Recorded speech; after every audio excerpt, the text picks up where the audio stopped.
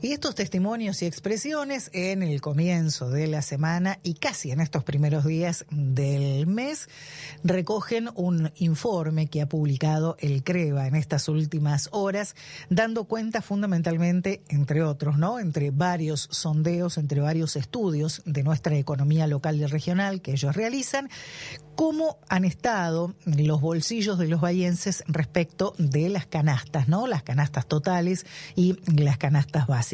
Como siempre, grandísimo placer de estar recibiendo al economista jefe del CREVA, el licenciado Gonzalo Semilla. Gonzalo, ¿cómo estás? Muy buenas tardes. Gracias, como siempre, por estar para nosotros aquí para Nacional. Buenas tardes, un gusto conversar con ustedes, por supuesto. Gracias. Placer también desde aquí. Bueno, siguen los números dando índices relativamente bajos en cuanto a inflación, pero lógicamente siguen preocupando, ¿no?, las cifras que resultan del sondeo mensual que realizan ustedes aquí en Bahía Blanca sobre un número importantísimo de productos y servicios y el estado de situación de los bolsillos de los bahienses. Bueno, respecto a lo que estás, a la introducción que estuviste haciendo recién, nos estamos refiriendo a las canastas de consumo que nosotros publicamos respecto a noviembre, el mes pasado, y como siempre yo les comparto a ustedes, hay varios indicadores y distintas formas de comprenderlo, y hablamos de cuánto ingreso necesita tener una familia para no ser indigente. En este caso estamos hablando de 502.000 pesos, un poquito más de $500.000 de pesos, y lo que es canasta básica total, que es pobreza. Una familia tipo de 4 personas, padre y madre y 2 niños pequeños, para no ser pobre tienen que tener un ingreso superior a 1.174.000 pesos. Esos son los dos primeros datos que nosotros ofrecemos en el informe, concretos. Claro. Ese es el ingreso que esa familia tiene que tener. Fundamentalmente me quedo con esto que mencionabas, ¿no? Porque he escuchado a más de una persona que dice, ¿cómo es que aumentaron tanto los pobres ahora? ¿Cómo es que las cifras dan un porcentaje importante de la población? Casi la mitad por debajo de la línea de pobreza o de indigencia, ¿no? Bueno, aquí está precisamente la explicación. ¿Cuánto ingresa un hogar? ¿Cuánto se necesita? Y eso es lo que dice, bueno, vos estás encuadrado dentro de este segmento o dentro del otro. Es así, es correcto. Encima, digamos, a ver cómo decirlo, no es que hay una tasa de desempleo muy grande que podría llamarnos la atención, porque en Bahía estaremos entre aproximadamente el 8% de desempleo. Hemos tenido épocas que ha duplicado este valor.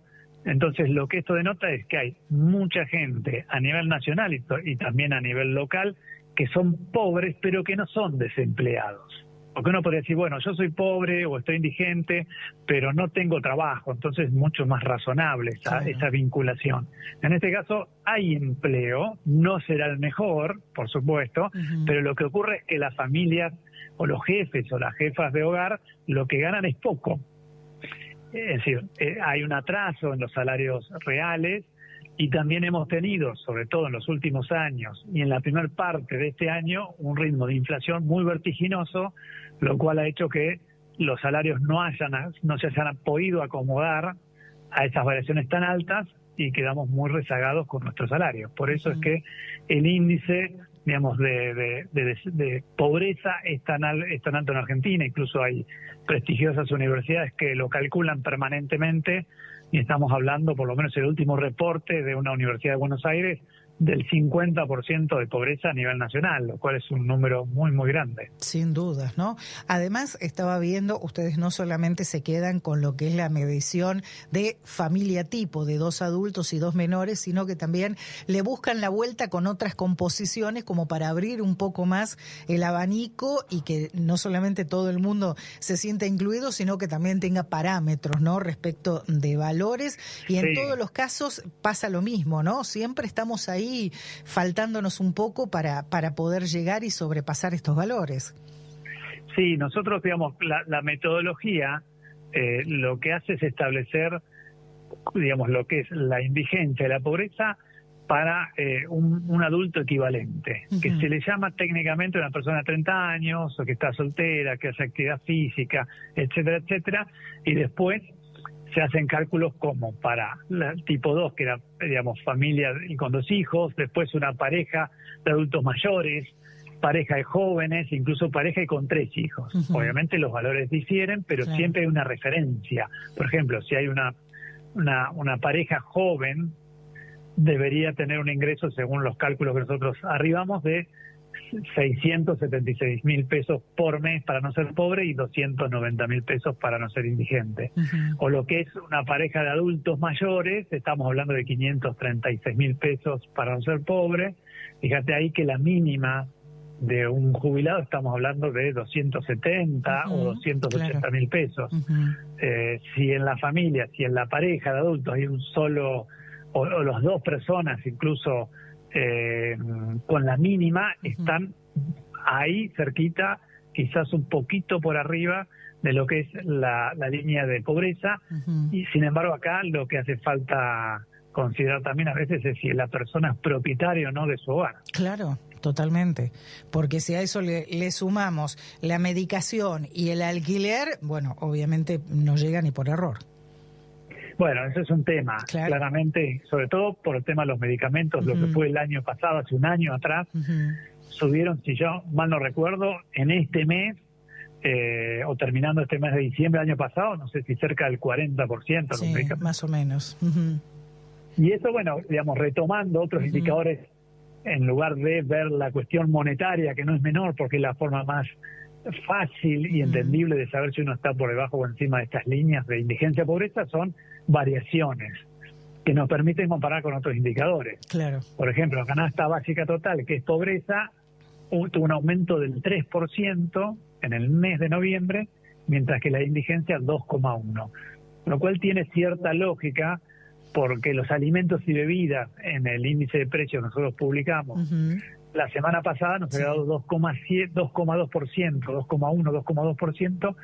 Sin embargo, el 3% de lo que es pobreza ha sido más alto que la inflación y básicamente está asociado a los aumentos en el gas, en el agua, en la electricidad, incluso ha sido en servicio de peluquería, en ropa interior para la mujer, etcétera, digamos, más que nada regulados tiene que ver, y eso impactó en lo que es la canasta básica total, que es pobreza.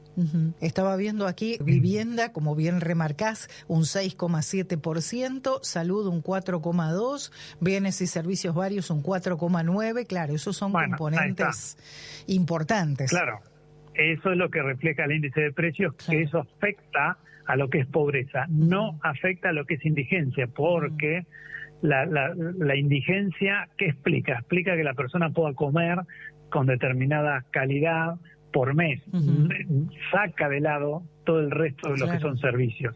Por eso un aumento en los regulados, básicamente servicios, impacta en la línea de pobreza. En otras ocasiones del año, Gonzalo, que hemos estado hablando, preguntábamos siempre, ¿no? ¿Cómo podríamos llegar a fin de año? ¿Cuál era la estimación que ustedes venían realizando? Y veníamos coincidiendo bastante, ¿no? El estudio que ustedes estaban haciendo con la realidad de la economía, ¿no? Cómo se iba generando el descenso de inflación. Ya ahora sobre diciembre, ¿más o menos las cosas se dieron como ustedes las fueron proyectando también a lo largo del año? Bueno, nosotros empezamos a ver esta desaceleración, es algo que comenzamos a verla, es real, porque semana a semana nosotros observamos mucho el capítulo alimentos y bebidas. Es decir, si alguien me preguntara, o en este caso, bueno, ¿cómo viene la inflación? Yo observo de cerca alimentos y bebidas, porque es esta cuestión, ¿no?, que impacta en lo que es la canasta básica alimentaria, que es la indigencia o la pobreza. Uno la mira con mucha frecuencia y además tiene un peso muy fuerte en el índice, en la construcción del índice de precios. Claro. Y de esa manera nos va dando un anticipo. Es verdad que cuando cierra el mes podemos llevarnos sorpresas o no, que tienen que ver con los regulados. Y a partir de marzo de este año en adelante ha tenido mucho protagonismo la categoría de regulados. Es decir, uno podría decir, no es digamos, los índices de precios se han debido más a actualizaciones en los precios de los servicios que en los alimentos. Y eso nosotros a veces le llamamos corrección de precios relativos. El año pasado, el principio de este año, primeros 2 meses de este año, hubo una corrección muy fuerte en los bienes, en las mercaderías, pero después sí en las actualizaciones de las tarifas de los servicios públicos. Y eso es lo que ha mantenido de alguna manera el ritmo inflacionario. Podía haber sido menor si el gobierno hubiera decidido pisar más las tarifas. Estaba escuchando el otro día también por un programa capitalino un economista que decía en su momento se calcularon, y contigo también lo hemos charlado en más de una ocasión, ¿no? Precios que ya desde el comienzo de este 2024 se calcularon con un dólar a 2.000, 2.200, 2.300 pesos y en este momento está en 1.000 pesos menos, pero las cosas no bajan y entonces, bueno, hay también un reproche a todos los que son los formadores de precios, ¿no? ¿Qué avisoran ustedes para el año que viene? ¿Puede haber alguna intención de que los formadores empiecen a bajar los precios y los bolsillos empiecen a ajustarse un poquitito más a la realidad? Bueno, a ver, eso es algo difícil de saber. Lógico, sí. Sí, uno puede hacer estimaciones, porque uno diría, ¿por qué deberían bajar más los precios? O bajar o no bajar, mantenerse en el tiempo, porque esa es la otra cuestión. Si han venido bajando también, me da la sensación, está asociado al poder de compra de los consumidores, de todos nosotros. Al no tener el poder adquisitivo suficiente, lo que ocurre es que hay una caída en la demanda fuerte y las empresas de una u otra manera necesitan la rotación de sus productos. Y cuando no lo tienen, bueno, tienden a bajar de precios, o las ofertas que eran más puntuales en algún momento ahora son más continuas. Es decir, se mantiene el tiempo la oferta. Antes era un día en especial, si justo ibas al supermercado y las veías era una oportunidad. Hoy las ves con más permanencia. Pero tiene que ver de una manera. Si son productos perecederos, si no los vendés, por decir una manera, se pudren, ¿no? Y lo que es no perecedero también tiene, qué sé yo, por decir una lata de atún no puedes tener 10 años. O sea, de alguna manera necesita su rotación, etcétera. Ahora, si la inflación se vino desacelerando, eso es real. A partir de mitad de año hubo algún mes en el cual salarios nominales le ganaron por muy poquito la inflación. Los salarios, claro, le ganaron la inflación y uno dice, se recupera el poder adquisitivo. Bueno, estamos lejos todavía. Yo creo que la forma de que los precios sigan bajando más del 2, entre el 2 y 2,5, si estén en 1% mensual o 1,5, es que no acompaña la demanda. Y bueno, eso está por verse.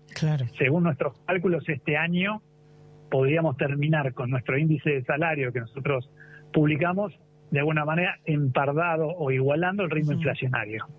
Es decir, eso se interpreta como, bueno, no hubo caída del salario real, pero tampoco hubo ganancia del salario real. No hubo recuperación del salario real. Están los dos iguales, corrieron al mismo ritmo. Uno puede decir, no perdimos, es una buena noticia, no perdimos este año, pero el 11% del año pasado sí.